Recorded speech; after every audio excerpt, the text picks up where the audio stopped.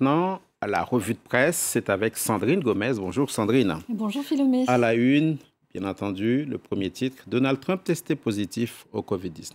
Alors, il faut le dire, Philomé, c'est une véritable bombe outre-Atlantique. On est en pleine campagne présidentielle. Il manque 33 jours avant cette échéance du 3 novembre. Alors le New York Times et bien d'autres journaux pèsent bien la gravité de cette annonce de Donald Trump. Le leadership du pays est dans l'incertitude. Si Donald Trump tombe malade, cela pourrait soulever, nous dit le New York Times, la question de savoir s'il doit rester sur le bulletin de vote.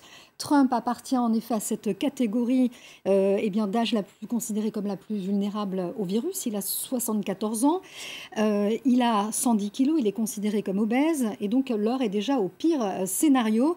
En vertu du 25e amendement de la Constitution américaine, un président médicalement incapable a la possibilité de transférer temporairement le pouvoir à son vice-président. Ce journal qui rappelle aussi qu'il y a des précédents, une longue histoire de présidents qui sont tombés gravement malades pendant leur mandat, y compris en raison d'épidémies. On nous parle de George Washington qui a failli mourir en raison d'une épidémie de grippe, et cela pendant la deuxième année de son mandat. Woodrow Wilson, qui est tombé malade lors des pourparlers de paix à Paris, c'était après la Première Guerre mondiale. Certains historiens croient qu'il s'agissait à l'époque de la grippe qui a ravagé à l'époque le monde de 1810 à 1820. Alors un autre exemple, le Los Angeles Times, qui estime que ce diagnostic marque un coup dur pour ce président qui tente désespérément de convaincre le public américain que le pire de la pandémie est derrière lui, alors même que les cas continuent d'augmenter. Il en est la preuve. Dans la presse aussi, le Haut-Karabakh, on continue d'en parler. Oui, Philomé, alors que le conflit continue de s'intensifier sur le terrain dans cette région du Haut-Karabakh entre l'Arménie et l'Azerbaïdjan, pour le contrôle de cette région séparatiste qui est peuplée à majorité d'Arméniens, le Premier ministre arménien, il lance un cri d'alarme ce matin dans les colonnes du Figaro. La Turquie, dit-il, s'aventure sur un chemin génocidaire. Le Premier ministre Nikol Pachinian qui compare cette crise à ce qui s'est passé en 1915, dit-il, quand plus d'1,5 million d'Arméniens ont été massacrés durant le premier génocide du XXe siècle.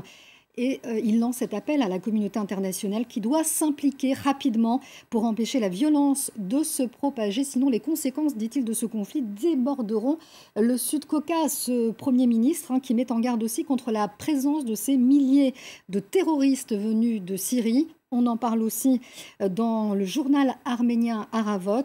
L'édito lance cette mise en garde.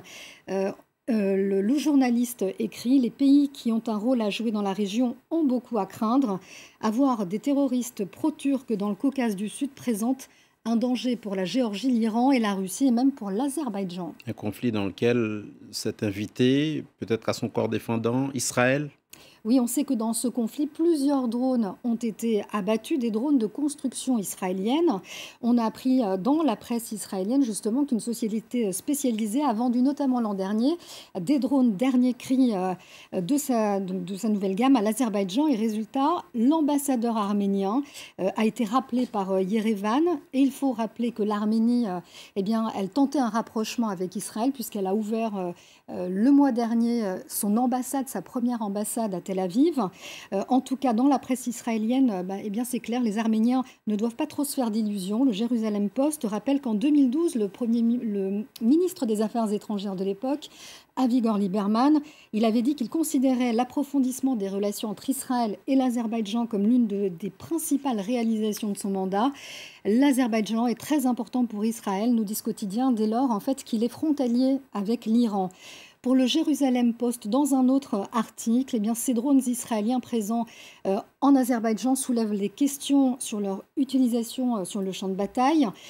Il s'agit de drones, nous dit ce journal, de drones kamikazes redoutables. Ils explosent au contact de la cible, des drones qui ont potentiellement donc un rôle décisif puisque un conseiller diplomatique azerbaïdjanais a prévenu que si l'Arménie avait peur de ces drones, que l'Azerbaïdjan utilise, eh bien, l'armée arménienne devrait arrêter son occupation du Haut-Karabakh. A-t-on le temps de dire un mot, peut-être, de la presse calédonienne? On s'achemine vers le deuxième référendum d'indépendance de la Nouvelle-Calédonie. La campagne qui se termine à minuit, hein, heure de Nouméa, ce soir.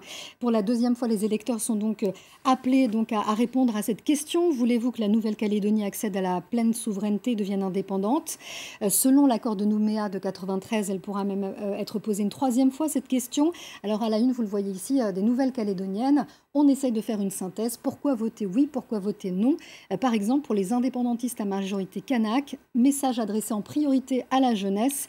Nous sommes prêts, il ne faut pas avoir peur, prenez les choses en main. Merci Sandrine Gomez, c'était la revue de presse.